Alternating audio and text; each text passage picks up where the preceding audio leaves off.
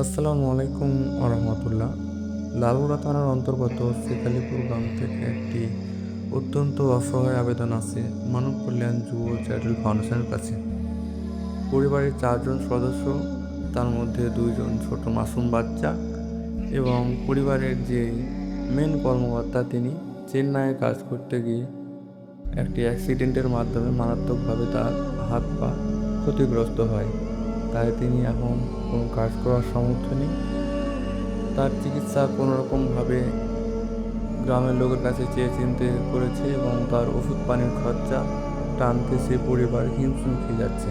এবং মানব কল্যাণ যুব চ্যারিটেবল ফাউন্ডেশনের কাছে যখন এই আবেদনটি আসে তখন আমরা শীঘ্রই সে আবেদনটি পূরণ করার চেষ্টা করেছি এবং এই পরিবারের পাশে থাকার প্রতিশ্রুতি দেওয়া হয়েছে ইনশাল্লাহ।